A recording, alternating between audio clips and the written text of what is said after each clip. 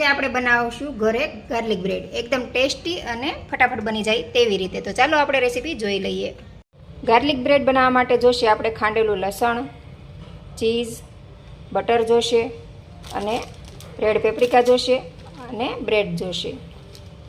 તો ચાલો હવે આપણે ગાર્લિક બનાવવાની પ્રોસેસ શરૂ કરીએ. તો આપણે આ ખાંડેલું લસણ હતું એની અંદર બટર અને રેડ પેપ્રિકા એડ કર્યું છે. આ રેડ પેપ્રિકા છે એ તમારે જરૂર પ્રમાણે જેટલું તીખું ખાવું હોય એ પ્રમાણે તમારે એડ કરી દેવાનું અને પછી સરસ રીતે આને મિક્સ કરી લેવાનું. અને લસણ જેટલું બને ને એટલી એકદમ ઝીણી પેસ્ટ રાખવાની. મારે આ બરોબર ખંડાણું નથી, પણ તમારે છે ને એકદમ ઝીણું કરવાનું. પછી આવી રીતે સરસ રીતે મિક્સ કરી લેવાનું અને પછી આપણે આને સાઈડમાં રાખી દઈશું.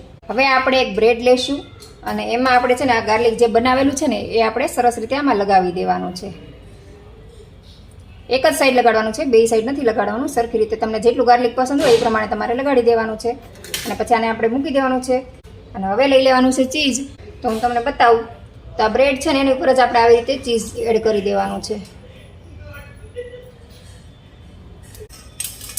આ ચીઝ આપણે નાખી દીધું છે.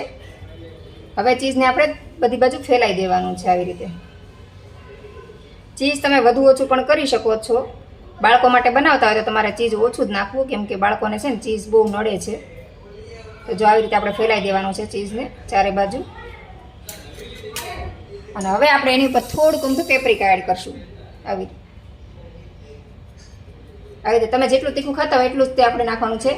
બાળકો માટે બનાવતા તો તમારે પેપ્રિકા ઓછું નાખવાનું છે. હું અત્યારે મોટા માટે બનાવું છું તો મેં પેપ્રિકા વધુ નાખ્યું. હવે આપણે બ્રેડને શેકી લેવાની છે. તો ચાલો આપણે બ્રેડને શેકી લઈએ.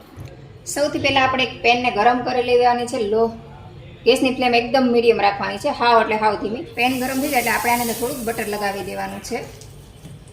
બટર લગાવીને આપણે જે બ્રેડ તૈયાર કરી છે એની આની અંદર મૂકી દેવાની છે. અને પછી આપણે એના ઉપર 1 મિનિટ માટે ઢાંકી દેવાનું છે.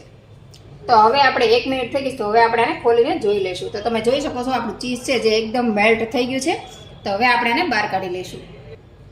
એક તાવેથાની મદદથી આપણે આને બહાર કાઢી લઈશું. તો તમે જોઈ શકો છો એકદમ પરફેક્ટ આપણી ગાર્લિક બનીને તૈયાર થઈ ગઈ છે. તો હવે આપણે આને સર્વ કરી લઈએ. તો હવે આપણે સેમ રીતે બીજી ગાર્લિક પણ શેકી લેવાની છે. આપણે સેમ પ્રોસેસથી બીજી ગાર્લિક બનાવી લીધી છે ને હવે આપણે આને ઢાંકી દઈશું. તો બધી જ ગાર્લિક આપણે આવી રીતે બનાવીને તૈયાર કરી લેવાની છે. તો આપણી એક ગાર્લિક બનીને તૈયાર થઈ ગઈ. તો હવે આપણે એને કટ કરી લઈશું. આવી રીતે વચ્ચેથી આ રીતે કટ કરી લેવાનું છે. તમારે 2 પીસ કરવા હોય તો 2 પીસ કરી શકો છો અને 4 પીસ કરવા હોય તો 4 પીસ કરી શકો છો. તો બધી જ ગાર્લિક આપણે આવી રીતે તૈયાર કરી લેવાની છે. તો ચાલો આપણે હવે સર્વ કરી લઈએ. તો હવે આપણે ડીશમાં સોસ લઈ લીધો છે ને એની સાથે આપણે બ્રેડ રાખી દેવાની છે આ રીતે.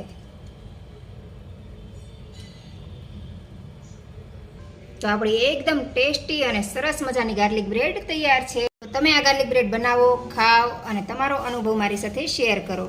વિડીયો પસંદ આવ્યો હોય તો લાઇક, શેર અને સબસ્ક્રાઈબ કરવાનું ભૂલતા નહીં.